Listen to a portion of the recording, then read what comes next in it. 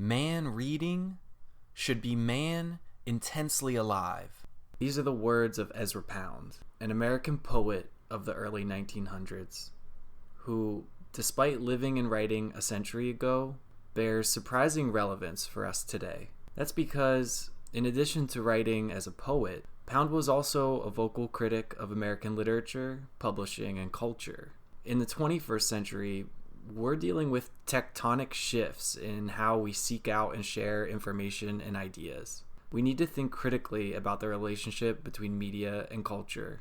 In letters to fellow writers and editors, we find Pound waging a relentless campaign against what he saw as willful ignorance in American culture around the turn of the 20th century.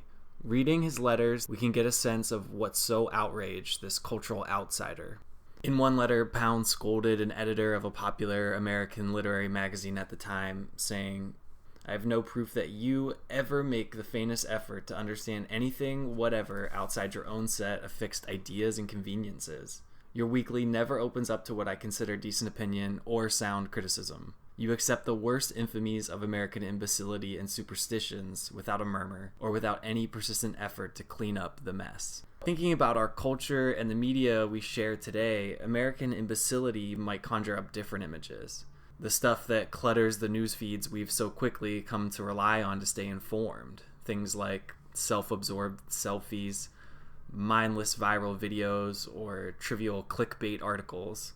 We spend more of our time online now than ever before, but it can feel impossible to navigate this morass of popular content, which seems to be churned out with industrial efficiency now in the sole aim of going viral. Thus, we can find a surprising relevance today in Pound's words from a very different era. American imbecility sounds like a harsh indictment, but Pound wrote that America will never look anything in the face until she gets used to perfectly bald statements. His criticisms were intended to invoke self-examination and open up the conversation to new ideas. Instead of resigning to the same old thing, Pound spoke up, often and loudly, to some of the most influential thinkers of his day. It's ironic, then, that though his attitude and outspoken demeanor are as in need today as they were in his own time, most Americans today probably don't even recognize his name, let alone have any real familiarity with his ideas. Now, for context, Pound was a modernist.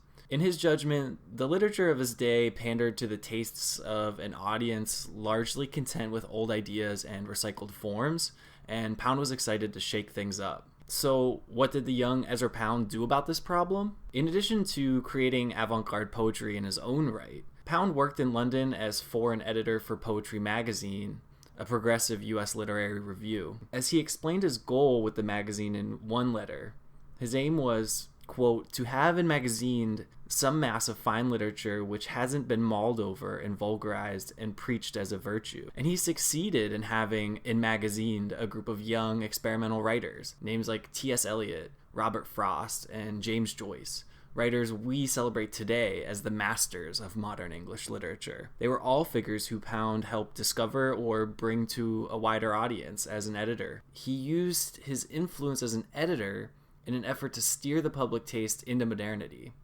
This brings us back to the opening quote, that man reading should be man intensely alive. For Pound, this was about much more than just literature. He wrote that he hoped to, quote, "keep alive a certain group of advancing poets to set the arts in their rightful place as the acknowledged guide and lamp of civilization." Pound had very little patience for willful ignorance. Some of the things he writes to his editor at Poetry magazine at the time paint a clear picture when he says things like, quote, "if one is going to print opinions that the public already agrees with, what is the use of printing them at all? Good art can't possibly be palatable all at once." Or another one, quote, "we can and must be strict and infallible, and the more enemies we make, up to a certain number, the better." This defiant attitude and sheer incredulousness in the face of willful ignorance is what we, in the 21st century, can take as inspiration from Ezra Pound. He actively published the art and ideas he believed in, regardless of their current popularity. Radical in his own day, today Pound's approach sounds downright antithetical to the way most things are published on the web. The most followed publishers and personalities pander to whatever seems to be trending at any given moment, hoping for likes, clicks, any sort of quantifiable affirmation. What does this approach tend to leave the audience with? Maybe a cheap laugh or some vaguely comforting twinge of relatability, but little that might challenge how we see the world or leave us feeling enlightened. Even in the sliver of the web dedicated to serious ideas, editors are under the constant pressure of search algorithms to publish popular, shareable stories with click-worthy headlines. As if popular opinion wasn't hard enough to go against in the newspaper era, now the very technology which enables ideas to spread seems to be calculated in its favor. Today, willful ignorance is still with us, but when we think about media in the 21st century, about the web and social platforms, it's a bit more pernicious. Online, we don't need to worry about an elite literary circle of editors or government censors, gatekeepers, setting the agenda for what topics are going to be discussed or what ideas we're going to be exposed to. But the internet functions in a very different way than mass media has since its beginnings. For many of us, especially those of the younger generation, we receive most, if not all, of our information first via social media. The gatekeepers in this instance then become those who we choose to follow on these platforms.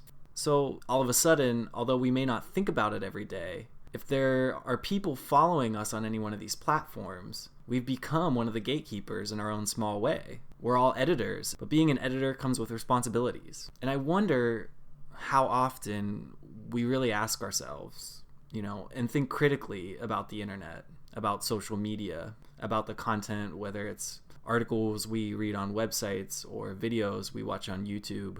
How often do we really step back and ask ourselves, is this the internet we want? Is this the entertainment, the information we want to get out of the increasing amount of time we spend online? And maybe we, as a society, have become so accustomed, because of the way mass media has worked for most of history, to having no input in these decisions. And so we've become resigned in a way. But the reality is that the internet is free and open. And as consumers in the information economy, we're the ones who get to demand what it is that we see. So in one sense, the sky's the limit. But those personalities and publications we choose to follow en masse in social media become the aggregators of our influence. Anytime we follow a celebrity or share a link from a website, we're endorsing them. And what's troubling in that sense is our tendency, when we have this power to share ideas and determine what our friends, family are going to be exposed to, our tendency, by and large, seems to go in the opposite direction of where Pound would have pointed us toward. Things which could expand our point of view, engage us in art or ideas which might challenge or enlighten us. Our inclination seems to be to go to the least challenging information available, from those mindless viral videos to those listicles which might give us a pang of relatability but not much else, to behavior on platforms like Instagram, which seem to be in large part driven by vanity, by the desire to project a certain lifestyle or superficial happiness. But what do we really get from that? For the most part, these may not be questions we ask ourselves too often, because when we think about social media, we don't often think of it as a responsibility. If we think more reflexively about our decisions when we're surfing the web, about the things that we like, share, or follow, and think about those as signals, because each action we take is a signal and is being measured and tallied. The aggregate of those signals is being taken to decipher what it is that we, the consumers, are after. We have a responsibility to think about the impact of our signals that we're sending back to those publishers. We are all these gatekeepers now, and in theory, that could be a really great and powerful change for society. It sounds like such a very democratic idea. But in reality, it also creates a diffusion of responsibility. So, in effect, we have a situation where just about everyone is posting to social media, and no one is really thinking too hard about, well, what effect is this going to have on my audience? What ought they be offered? Is there something I can offer them which could enhance their life in a non-superficial way? Maybe edify them? Enlighten them even? Here is where we can admire Pound, the optimist who envisioned nothing short of an American Renaissance, who seems sorely in need as we fumble through these tectonic shifts in our culture and media and the role that media plays in our lives. The internet is still in its early days, after all. It's up to us to speak up about how we want it to ultimately be shaped. So think of yourself as an editor. Use discrimination. Be incredulous when deciding what you're going to share with those who've chosen to follow you online. I think if we hold ourselves to this standard, we, society as a culture, might actually be able to shape the internet the way that we want.